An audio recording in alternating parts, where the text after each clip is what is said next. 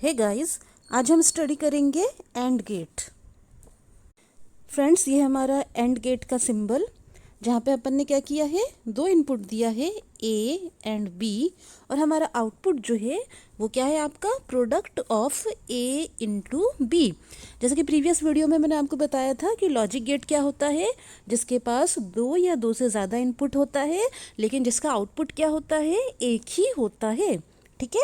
Logic gate का output कैसा होता है, किसी न किसी तरह से इनपुट का लॉजिक फंक्शन होता है। जैसे कि यहाँ पे मान लीजिए z आउटपुट है, तो z क्या है, a इंटू बी, यानी कि a प्रोडक्ट b। a और b दोनों इनपुट क्या है, आपस में मल्टीप्लाई हो रहे हैं। तो यहाँ पे फंक्शन क्या है, यहाँ पे फंक्शन है मल्टीप्लाई वाला फंक्शन, प्रोडक्ट फंक्शन, है ना। तो एंड गेट क्या होता है हमारा, एंड गेट हमारा वो गेट होता है जो आउटपुट पे क्या करता है, प्रोडक्ट फंक्शन देता है। कैसा प्रोडक्ट फंक्शन, इनपुट्स को, चाहे आप दो इनपुट लें चाहे आप तीन इनपुट लें, जितने भी इनपुट आप लें उनको क्या करता है, आउटपुट पे आपस में मल्टीप्लाई कर देता है ना। तो ये क्या हो गया आपका लॉजिक आउटपुट। क्यों, क्योंकि ये आउटपुट इन इनपुट से लॉजिकली कनेक्टेड है। फॉर एग्जाम्पल, यहाँ पे मैंने एक एंड गेट लिया है जिसको दो इनपुट दे दिया है ए एंड बी। ये आपका लॉजिक सिंबल है एंड गेट का। आउटपुट मान लीजिए कि आपके पास z है, तो z क्या है आपका, a मल्टीप्लाइड बाई b, यानी कि a इंटू बी या a प्रोडक्ट b। या हम z को क्या बोल सकते हैं, a एंड b, है ना। एंड गेट का क्या मतलब है कि जितने भी इनपुट हैं वो आपस में क्या हो रहे हैं, एंड हो रहे हैं, है ना। तो फंक्शन क्या है, एंड फंक्शन है, यानी कि मल्टीपल इनपुट्स दे दो, दो इनपुट दे दो, एक से ज़्यादा देना है आपको, है ना। तो वो इनपुट क्या होंगे, आपस में एंड हो जाएंगे, प्रोडक्ट हो जाएंगे, मल्टीप्लाई हो जाएंगे, है ना। तो आउटपुट क्या होगा, अब यहाँ पे फिलहाल दो इनपुट है, तो आउटपुट क्या होगा, ए एंड बी, यानी कि ए मल्टीप्लाइड बाई बी, है ना। टेबल देख लीजिए, ट्रुथ टेबल क्या होती है आपकी, जहाँ पे हम लॉजिक गेट्स के या किसी भी डिजिटल सर्किट के इनपुट एंड आउटपुट को एनालाइज करते हैं। हम देखते हैं कि गिवन इनपुट के लिए या गिवन इनपुट्स के लिए आउटपुट आपका क्या आएगा, है ना। और फिलहाल हमको देखना है कि एंड गेट का जो आउटपुट z है वो किस तरह से ए एंड बी इनपुट से लॉजिकली रिलेटेड है। क्यों, क्योंकि एक लॉजिक गेट है, तो आउटपुट हमेशा कैसा आना चाहिए, लॉजिक फंक्शन आना चाहिए इनपुट्स ए एंड बी का, है ना। तो मान लीजिए आपके पास दो इनपुट है ए एंड बी।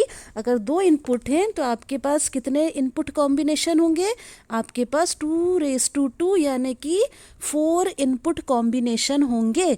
अगर दो इनपुट है तो आपके पास 2⁻², यानी कि 4 लॉजिक कॉम्बिनेशन होंगे, है ना।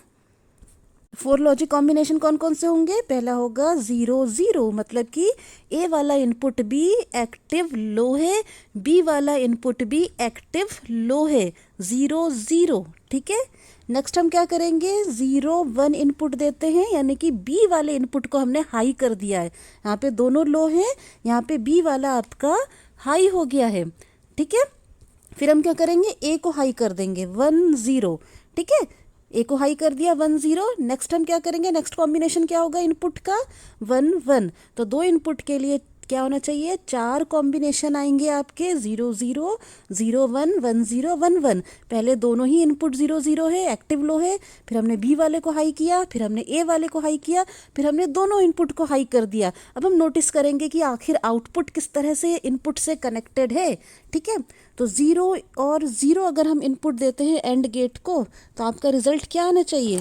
चलिए यहाँ पे देखते हैं, एक इनपुट 0 है भाई, दूसरा इनपुट भी 0 है, तो आउटपुट क्या है, ए इंटू बी। आउटपुट क्या है, ए इंटू बी, तो 0 इंटू 0 क्या आएगा, 0 ही आएगा, है ना।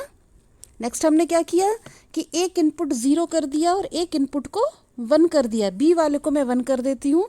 ठीक है, चलिए यहाँ पे मैं क्या करती हूँ, बी वाले को मैं 1 करके देखती हूँ।